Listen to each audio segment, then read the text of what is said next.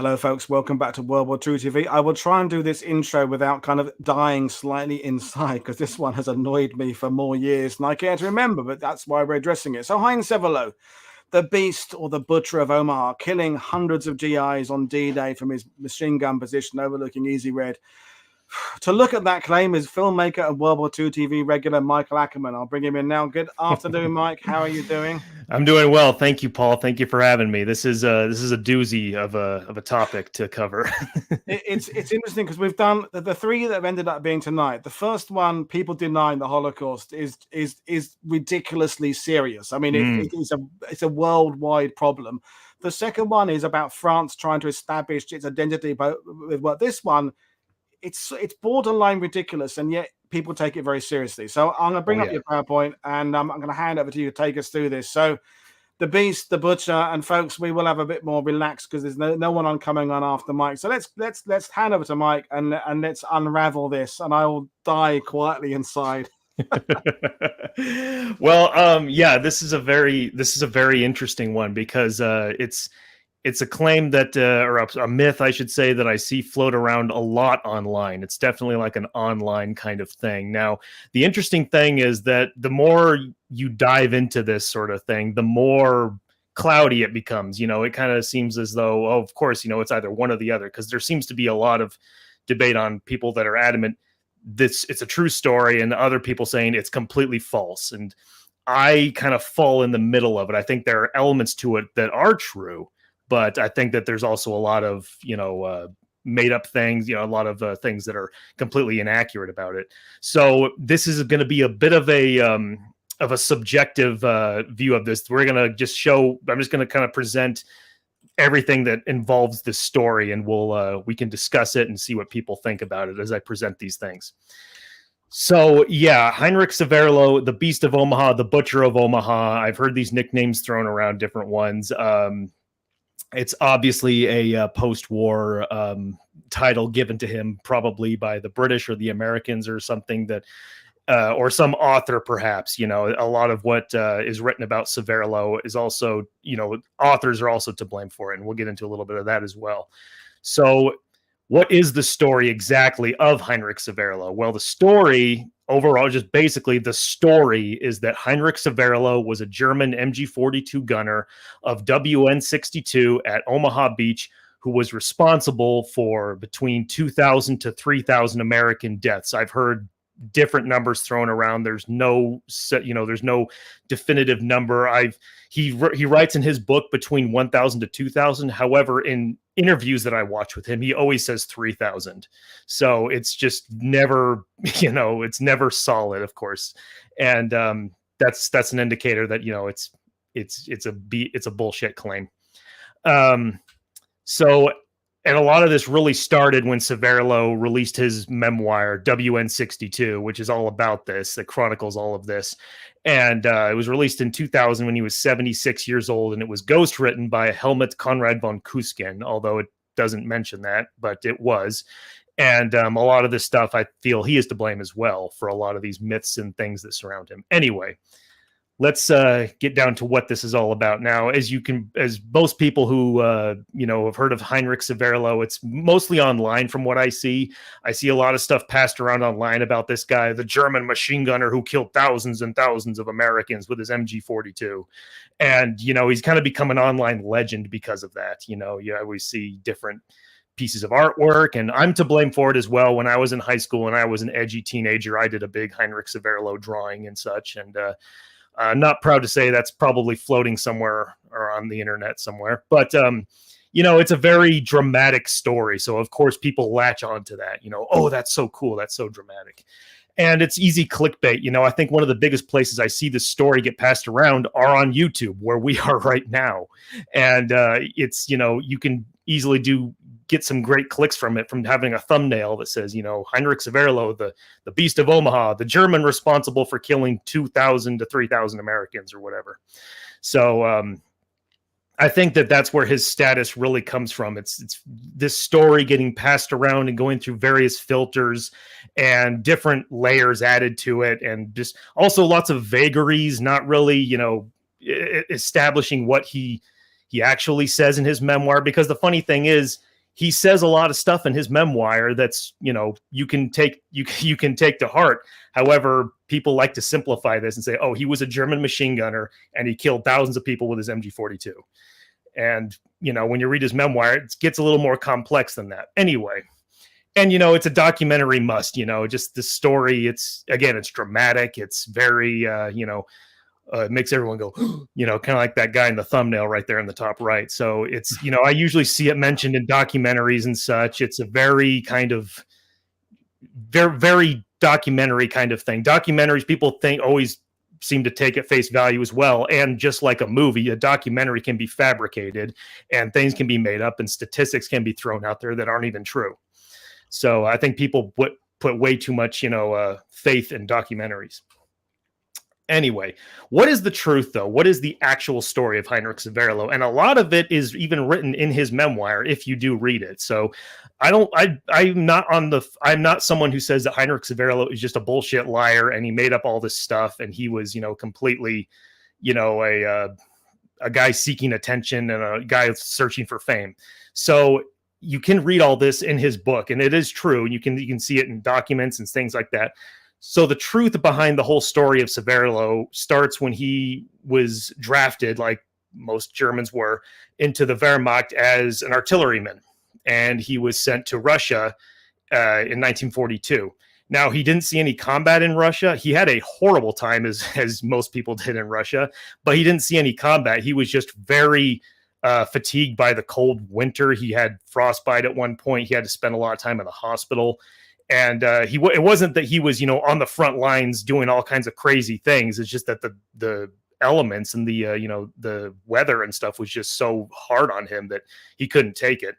So eventually Severloh was sent. I just want to jump in quickly, Mark. I think even the fact he was on the Eastern Front adds to the story, because you immediately think of that snow and the escaping in part of the Sixth Army. Whether or not he was part of that, which clearly but it adds to the whole mystique. It adds the legend that he was an embittered, grizzled, stubbornly Stalingrad veteran that came off the steps with frostbite feet, and it gives layers to this story that as you said there, it doesn't deserve to have. Yeah, absolutely, and that's another thing is that, I hear in documentaries and such, like, Eastern Front veteran, Severloh. It's like, that is true, but it's not like he was this battle hardened badass or anything like that. And I'm not trying to take away from him. I'm just saying what it is. And he says this in his book. He doesn't even say that, like, oh, I was a badass on the Eastern Front.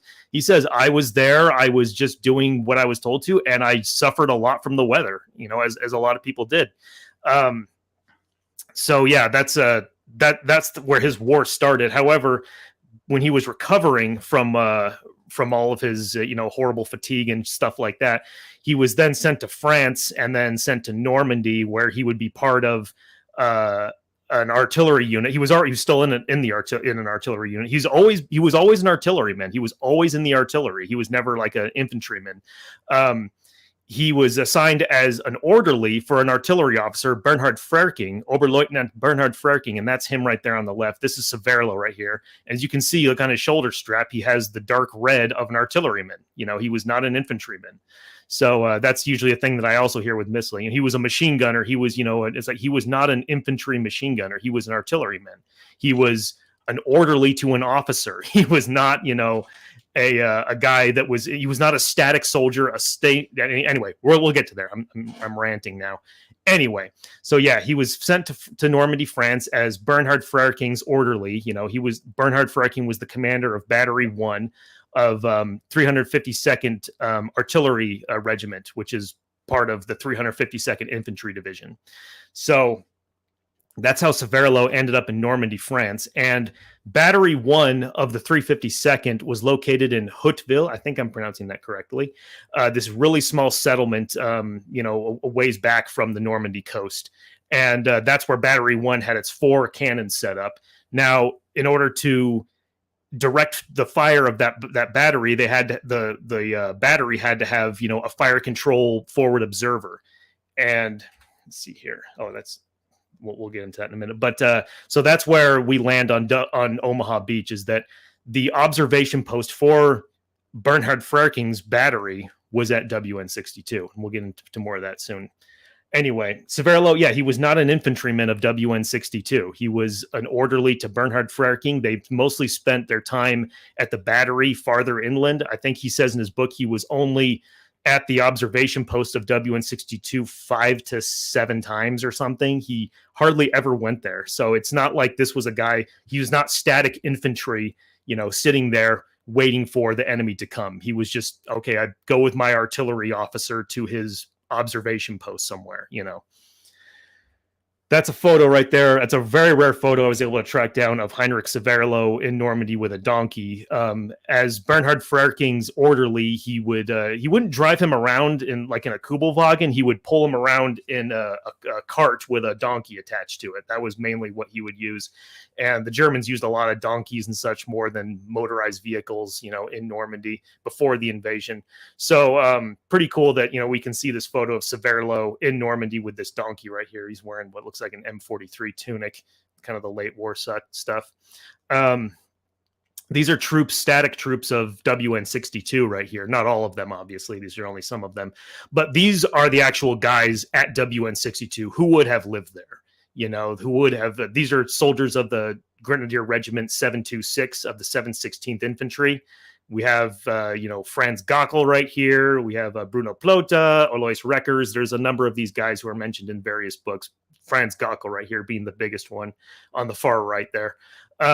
So, yeah, these are the main troops of WN62. These guys would have lived there and have known the whole area. They would have been the main static infantry of WN62, not Heinrich Severloh. So here we have a map of WN62 that I made. I had never really seen a very accurate one, so I had to make my own. But the area in which Severloh and Frerking and their radio operators would have been positioned at WN62 is this small little sliver right here in the center of the nest. Now let's zoom in on that. So this right here is the 352nd Artillery Regiment's forward observer right here, observation post right here. This right here, this little L shape, that's Bernhard Frerking's observation post, which is still there today. You can still go see it today. Off to the right here is the little MG position that Heinrich Severloh claims to have been in. I mean, I'm approaching this more as that let's say he was there. I know there are people who say he wasn't. He was. I'm trying to be a little more objective here and just let's throw all the cards on the table and see what we can discover. So that's the MG position where he said he was. And then in the very back we have the Feldmassig, which is the communications bunker where a field phone would have run from the observation post all the way back to here. And that's the aerial of it overlay. I just wanted to show you that I'm not bullshitting with this. This actually is based on the actual layout. But yeah, Severloh was not a trained machine gunner. That's the thing. He was an orderly to an artillery officer. So he was an artilleryman. He was not, trained as a machine gunner in basic training. He didn't have a team with him or anything like that. When it came to the MG, it wasn't like he was the gunner and he had a number 2 and a number 3 with him. He was just some orderly. However, the interesting thing is that when it comes to artillery batteries, they would have at least 2 machine guns with a dedicated machine gunner. I was talking to Niles about this, and they actually would have a machine gunner or 2 machine gunners there, and they didn't have number 2s with them. It was just one guy with a machine gun. So if we are going to say that Heinrich Severloh did have an MG42 at WN62, it's probably comes from that whole thing, is that they would have 2 machine guns and one of them give it to this guy who's going to actually going to the resistance nest. And also another thing to think about, because we've also talked about how a number of the German static positions along Omaha Beach had older machine guns, lots of MG34s, but then older captured stuff, Polish machine guns, and there were those at WN62 as well. However, the 352nd were the guys that would have had some of the newer stuff like MG42s and such. So when people say, Omaha Beach had no MG42s at all, and it's like, well, there were some there. There weren't a ton, but the ones that were there would have more than likely been guys from, Grenadier Regiment 916 of the 352nd. And Severloh came from the 352nd. So it's like, if he was going to have an MG42, not entirely impossible. Do you have any thoughts on that, Paul? No, I'm good. I mean, I'm Okay. spellbound. Just keep going. Yeah, great. Okay, because I'm used to a lot of people saying, "No, wait a second, I got." So it's okay. Yeah. So if you think of something, just please jump in. But No, anyway, everything's good so far. cool. So that's the thing to consider, because yeah, for a long time I was very much like Severloh didn't have an MG42 and all this stuff. Now, in doing more research, I'm like, well, it's possible. It's unlikely, but it's possible. And not everything is done by the book. Not everything is done in absolutes. There are crazy weird things that can happen. Unfortunately, Severloh never mentions in his book why he had an MG42. The only mention of it is that when he says he got to the observation post at the nest, he always had a machine gun there waiting for him, which also is kind of like raises some questions like, well, wouldn't he take that with him? Why would he leave it there? It's kind of strange.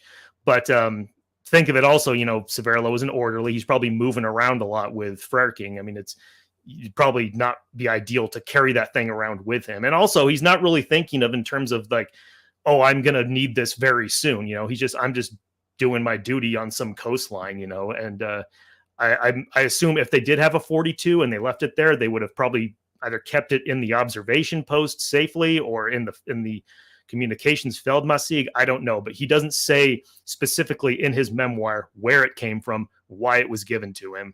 I'm just assumed that with Frerking being the commander of the battery, and if he had two machine guns at his disposal, he might have said, because Severloh would always go with him to the nest and he had his radio men and his, second with him and the other guys in the bunker with him. He probably just thought, well, Severloh needs something to do, when we have the machine gun, just have the machine gun go with us and we'll set it up there. That's kind of what I think. All right, let's keep going. So here is the position right here and a little bit of a map graphic that I created. And there's Frerking's OP right there on the left. He would have been situated in here in this forward area with, a sighting device, looking through the slit aperture. He would have the field phone connected back here with his other officers in charge of it. And then right over here, we have the MG position. Now, and then the shelter over here. There was a little shelter over here someone could run into. Now, the reason why I do say this is an MG position is because when you look at the aerials, it is that classic horseshoe shape, that U shape. And we see that in a lot of positions along the Atlantic Wall in Normandy at these resistance nests, these U-shaped machine gun positions to where they could put the machine gun in the center and be able to, cover lots of field of fire. So it does look as though it is a machine gun position. And Severloh says in his memoir, I was about 7 meters or so to the right of the observation post. That's where I was. And there's film of him going back, way later in the, when he was an old man, and he's saying, oh, this is my position right here. And it's exactly right where this position would have been. So people who say like, oh, it doesn't make sense, Severloh would have not, had a machine gun position there. It's like, well, if you look at the aerial positions, it looks exactly like what a machine gun position would look like. So kind of interesting.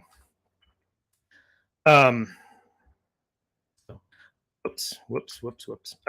So little things about Severloh that bother me online is that I see a lot of people, again, he's very much an online thing. People like to talk about him online. And what I usually see are just misrepresentations of him and his position and what he did and all this stuff. And it really grinds my gears. And these are various photos that I always see passed around that say are Heinrich Severloh. Obviously they chose these photos because it's a guy with an MG42, and doesn't that look badass? I remember this post was floating around on Facebook. Here is Heinrich Severloh and his MG42, a name that should be synonymous with Omaha Beach. Oh, dramatic. And then this guy down here with a 42 slung over his shoulder, looks like probably the Eastern Front behind him. And, says Heinrich Severloh down there. And I've even seen pages and forums and such that say the famous photo of the guy from the Battle of the Bulge was Severloh as well. So, it's just completely inconsistent and doesn't make any sense. So none of these are Heinrich Severloh. If you ever see these floating around online on Google, on Facebook, none of these are Heinrich Severloh. And it's easy to identify because these are photos of him and they're in his book and you can look them up, and these are the photos of Heinrich Severloh during the war right here. And that other one that I showed. Another misrepresentation is that he was in a bunker. As we like to think of Omaha Beach, we think of Saving Private Ryan. And again, he was not in a bunker, like he says in his memoir. As we can see, as we just went over, he was in a trench off to the side of his commander's fire control bunker for the 352nd. So I see this a lot sometimes, very SPR like with in the bunker. He was not in a bunker, so get that out of your head as well. And here's just some more positions of covering that. The OP, Severloh's position. That's the overhead, the aerial right there, so you can actually see that horseshoe shape. I mean, it's exactly one of those positions for a machine gun. Yeah. And then the other thing is Severloh's position spotted. And I always see, whenever I get into arguments with people about Severloh, they usually find this on Google. And so there's this, I think this was on some website back in the early 2010s, because I remember seeing it, where someone took this photo right here. They saw this little white speck up in the corner and put a red circle around it. Said, that's the muzzle blast from Heinrich Severloh's MG42 right there. And if you just see, Paul's getting triggered because he knows this stuff. He knows exactly where we're going with this. If you know anything about this photo, though, and if you get a clearer version of it, you can see there's no white speck up there at all.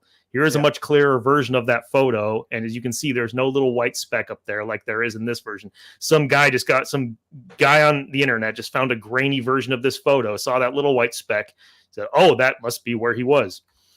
It's not based on anything. It's just pure speculation. And if you know anything about these photos, this is one of the Robert Capa photos, one of the famous Robert Capa photos taken on Easy Red Sector.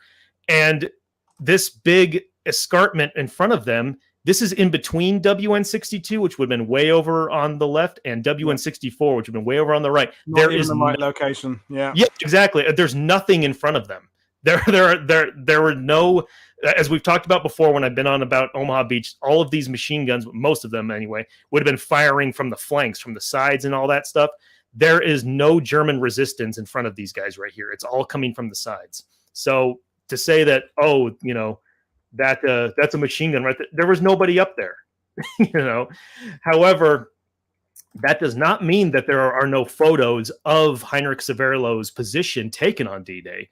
Here is a photo of WN62 taken off the beach on D-Day, and we can see, some DD tank right here, things smoldering over here. This is WN62 right here. You can see the two big casemates, and this little speck up here is where that observation post would have been, and that is where Severloh would have been right next to it. So if you do want any photos to say, well, you can see Severloh on D-Day, this is a photo where you could. And here is another one. And we're going to zoom in right here. You can see WN62 right here, smoking on the other side, on D-Day. That's where Severloh would have been right there. And another one taken off, seeing some LCIs approach the area. Again, we see those two big casemates of 62. That little dark spot, that little slit right there, that's the observation post. Severloh would have been right in here.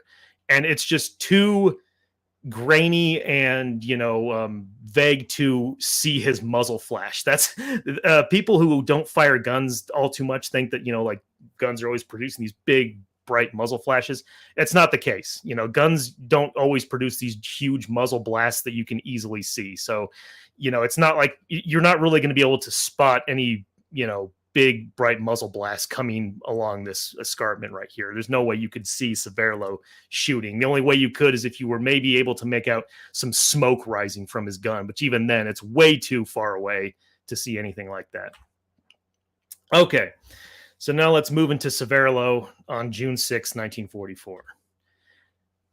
Severloh was a German machine gunner at WN62. Now, the reason why I wanted to pull up this map right here is because, again, with all of the vagaries that surround Severloh's statements and his story in general, people always think that, he was the main machine gunner at Omaha Beach. He killed all of these guys. I think people usually, and I don't mean to keep blaming Saving Private Ryan, but people, when they think of Omaha Beach, they think of it in this very narrow space, and they kind of think of only what they've seen in that movie. Omaha Beach was 5 miles long. It was very big. There was a lot of stuff happening along it. And Severloh claims to have, we'll get into this here pretty soon, but Severloh claims to have, again, killed 2,000 to 3,000 men. And Severloh was just, he was at WN62, And there are 14 other resistance nests along the entire 5 miles of Omaha Beach. So I think with Severloh, with a lot of this stuff too, and this is, you know, a lot of people do this. I think he just has a lot of tunnel vision when it comes to his story, is that, you know, he sees things from his, he even says this in his book, like, I'm talking about what I remember. There's a part towards the end of his book where he does start to talk about, like, I think he was getting some flack, because this is my version of the book, is I think the second or third edition of it.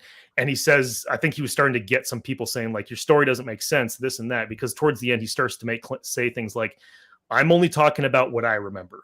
And I think with his tunnel vision, he only saw things through his scope that he was looking through. He didn't consider anything else going on around him.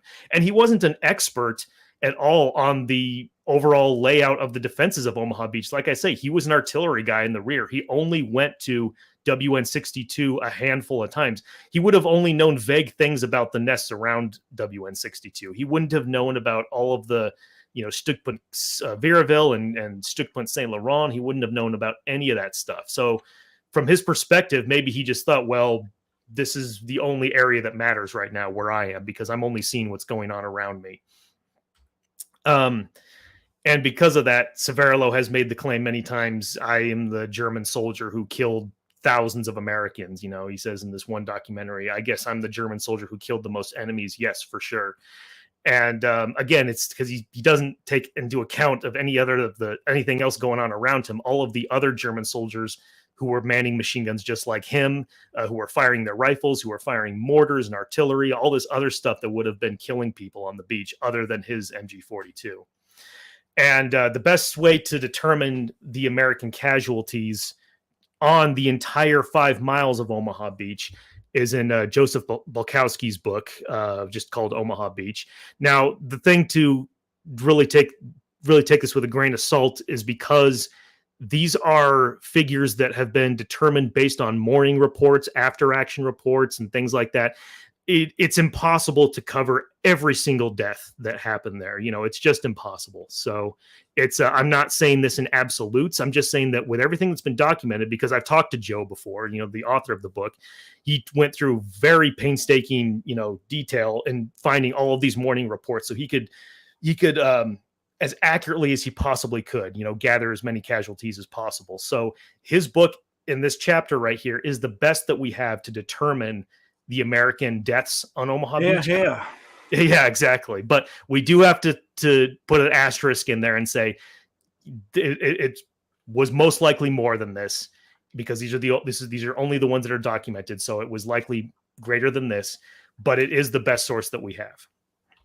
Now, again, with Severloh's claims, I killed 2,000 to 3,000 men. If we compare that to all of the deaths on Omaha Beach, and don't mean necessarily casualties, because one thing that people get confused is that casualties means death. Casualty means death, wounded, and missing. Casualty also means wounded. It doesn't solely mean death. Yep. So with all the U.S. deaths accounted for, all of the numbers in this that have been collected for this book is 842 deaths, American deaths.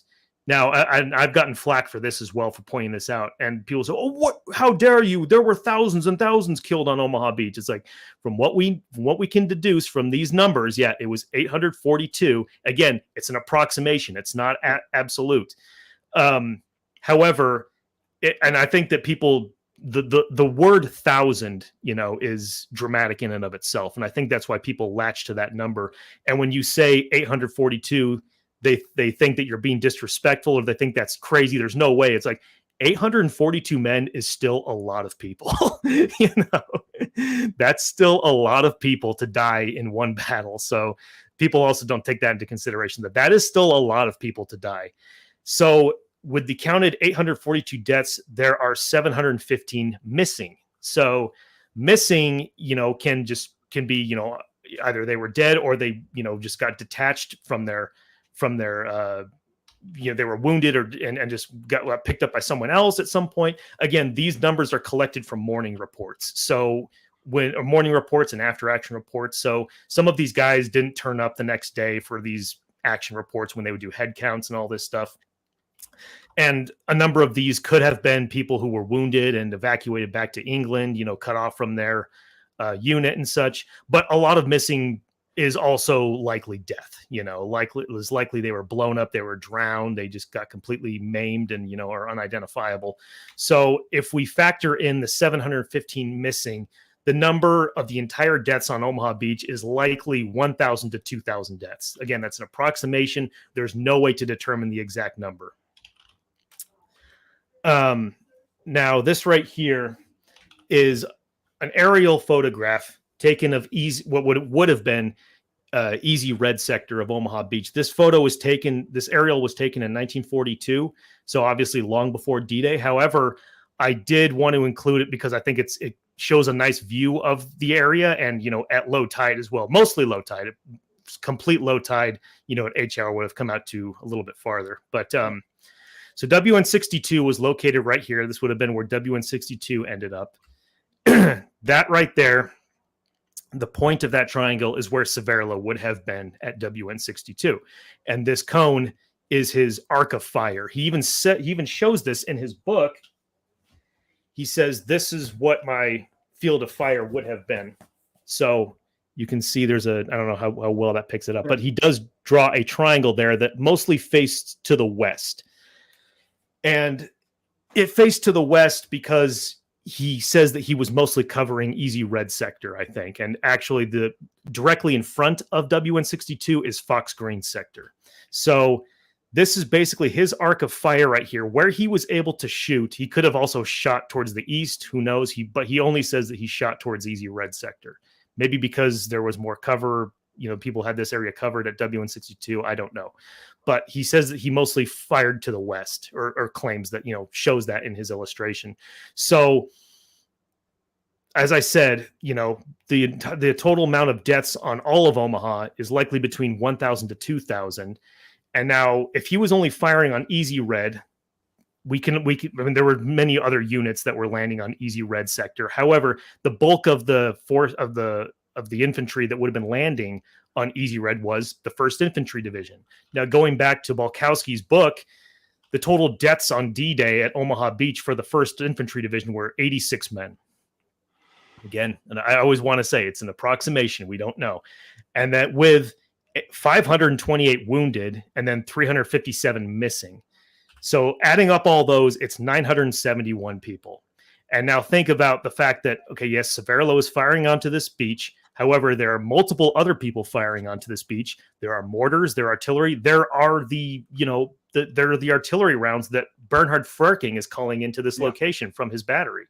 So the number of deaths that Severloh would have been to rack up would not even be close to the ones that he claims, just based on all these numbers right here. And just thinking about it, like, there is no way. I mean, it's just a ridiculous claim. Paul, do you have anything to say about it? No, I think you're thoroughly debunking it. I'm glad I've got no one else in the wings waiting to come on after you, because you're taking this to the usual Michael Akkerman level of detail. But no, I mean, everything is sound. If you were in a court case, I would be nodding along to this now. Yeah, it's just think about all of this stuff, because Severloh claims to have killed 2,000 to 3,000 men. Sometimes I see 1,000. Sometimes I've seen people say 4,000, and it's just a ludicrous estimation. It's based on nothing other than what he was viewing. And from his perspective, perhaps it seemed that way. I mean, there was all kinds of trash and all this, there were dead bodies. Yes, for sure. But there is no way that he killed every single one of them and inflicted that amount of death. It's just ridiculous from one machine gun, position, from a guy who's not even trained how to be a machine gunner. Yeah, just to add a bit of vagary to it, in the Footsteps of Heroes added that, of course, you're not allowing for the fact there's drift of units. There are men of the 29th swept further east. There's men of the 1st in different places. So, as you are always saying, everything is an estimation. Everything's an approximation. We cannot possibly, at 79 years on, break down how many Americans landed within each of the defined sectors, because when reports were written, people were referring to the sector they thought they'd landed on, but it might have been the sector they were intending to land on. Everything gets very muddy and murky with this. But, basically, there's not enough people in his area to get it. Anyway, you don't need me. Keep on going. Fantastic. No, you're right. I mean, if someone wants to, I don't know if that person was saying that to, make an argument. No, not at all. Okay, good. Yeah, because if someone was saying to make an argument, well, what about the 29th who landed there as well? It's like that still would not even reach the number close to, to 2,000 to 3,000. Like, yes, there were some parts that, ended, were some guys from the 29th that ended up actually even much farther east on Fox sector. But it was not a normal thing. It was not something where it was like entire, divisions and such, like entire division would land there or anything. So again, with Severloh, I think with his claims, his personal claims, it just comes down to a lot of tunnel vision. He says in his book, like, from what I could see, and to give him credit, he does say from what I could see, he says, I was the only machine gun operating. And it's like, well, that's not the case at all. There were 7 other machine guns at WN62 firing. Right up here on the far right, you have the other famous guy from WN62, Franz Gockel, right up here in the far right wooden pillbox up here. So to say that, I was the only machine gunner shooting and it's all due to me, it's like, it's ridiculous. There were other people that were trained to be machine gunners more than he was, that were doing their job just like he, and shooting onto the beach as well. So another claim is that, Severloh claims to have shot 12,400 rounds, onto the beach, from his machine gun and 2 rifles. One interesting thing about his story, now I've done a lot of research on WN62. I've tracked down what's considered to be most people who fought there. There are a couple names that I have not been able to track down, but Severloh claims that at one point in the day, a German sergeant came up to him, entered the trench from the 726th. And well, it's interesting. In his book, he says that he was from the 726th, but then in von Kuskin's book on WN62, he says he wasn't even part of the unit there. He wasn't part of Company 3 of the 726th. So it's like, well, which one should I believe? I have no idea.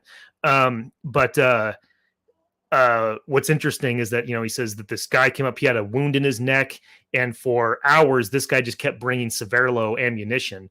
Now, unfortunately, I've never been able to find this guy's name. Obviously, Severloh didn't know who the hell he was. So is it a phantom? Is he making up this part? It's just, it's too vague to determine. But he says in his book that this guy brought him thousands and thousands of rounds and throughout the day, which already when I read that, I'm skeptical of it, because it's like, okay, there were only a select amount of ammunition storage units, what they call munition sablage, throughout WN62. So was this guy just going there and finding all the 8mm cans he could and bringing them back and just stealing everyone else's ammunition? It's a very odd claim. I don't buy it necessarily. It's not like these nests would have had unlimited, warehouses of 8mm machine gun rounds sitting around. I mean, they would have had a select number of it, and certain guys would have been assigned to various munition sablage for them to use that would have been stored with the ammo that they would need. So I don't know. It's, again, yeah, it's possible that this guy was going around stealing everyone's 8mm ammo, but it just seems very far-fetched to me. So in order for Severloh to have fired 12,400 rounds, he would have needed, again, a lot of these things. A standard German ammo can carries around 250 rounds, and then a Patronkästen 88, which is, a much larger version that carries a lot of rifle rounds, carries about 1,888 rounds. So that means that Severloh would have had to have gotten 50 of these ammo cans brought to him at some point that would have all been laying around at the end of the day. Or he would have had about, 10 to 11 of the Patronkästen crates brought to him that would have, all been emptied by the end of the day, according to his claim. So is it possible, all of this stuff with yes, it's possible. And, crazy things do happen, but it is kind of strange. It doesn't ring true in terms of, probability for me. Who knows though? It could have been the case. So then another thing with Heinrich Severloh is David Silva. Now, Heinrich Severloh at some point in the 1960s read Cornelius Ryan's book, The Longest Day, and there's a part in it that mentions David Silva. And for whatever reason, upon reading David Silva's, claim in the book, or his, the part that mentions him, Severloh got it in his head that he shot him. I'm the guy who shot this guy. Which doesn't make any sense, because here, let me see. Yeah, it doesn't make any sense because Severloh was all the way over here on WN62, and if you look into David Silva, he was in Dog Company of the 29th Division, which landed on on the western side of Omaha Beach, and so that's where he was. Even in the documentary that features this story, they say, yeah, he landed in front of Vierville. It's like, okay, how can Severloh have shot this guy if he's all the way over here? That's one of the things that really just, I mean, I can't even. I know, right? But someone made a documentary about it, so it's become this story now. I get it. It sounds very dramatic and cool, but it's not based on any kind of logic. There's also a number of other claims that Severloh says that I think just from reading The Longest Day or other things that he just got in his head must have happened to him. He claims that the Frankfurt fired on him on D-Day and spotted his tracer rounds that he was using at that point on D-Day and fired numerous rounds at him, even though the Frankfurt, if you look up its log, it shot at St. Laurent and Vierville. It didn't even go near Culliville. So yeah, it's I think that Severloh was probably getting hit by tank fire more than anything. He could have been getting hit by certain other ships that were firing out there, McCook and boats like that. But I think if a round from those ships came near him, it would have atomized him. And in all of the photos, the aerial photos you see of his position, there are not these massive craters that you would have seen for guns like that. So I think maybe tanks were firing at him at that point. A round did hit the front of Frerking's observation post. Anyone who's been there knows that Frerking's observation post has a huge chunk of the front taken out. And I think that was likely done by a tank, probably spotted that position. Oh, there's a slit embouchure up there, shoot at it. So I think that's likely what happened. If that was hit by, a 5-inch gun from a ship, it probably would have caused much more damage. Because it wasn't a very, it wasn't insanely thick and fortified like a Regal bow, R667 or something like that. It's not humongous. Anyway, to conclude all this, who is to blame for the Beast of Omaha myth? Well, Severloh to an extent, like I was going over. I think that Severloh had a lot of tunnel vision. He heard things, and as time went on, because he didn't really start to come out with this until the 60s through the 1980s. And then he finally did write his book when he was 76 years old about the whole thing. And I just think that over the years, a lot of things that he heard about and things that he remembered, he had, kind of spliced it together and with his tunnel vision and such. And I think he was just kind of one of those guys who took things at face value. He's just, maybe one of those types of people who does that and just attach that to his, that's what that means. He's one of those types of people. He probably didn't, investigate a lot. And understandably so, I probably wouldn't want to investigate a whole lot as well. Although he did make it his life later in life to talk about it through various, through books and obviously through various documentaries. The other one to blame, I believe, is Helmut von Küsken. This is not a hit piece on him. However, I mean, this guy has written a lot of Normandy books, and he wrote the official book on WN62 in 2004, 4 years after he helped Severloh write his memoir. And I think a lot of different myths and such have to come into play with this guy. I think he fed into a lot of this stuff. This guy reminds me a lot of like Stephen Ambrose, where there's this romantic, dramatic layer over everything. What's his name? I just mentioned him.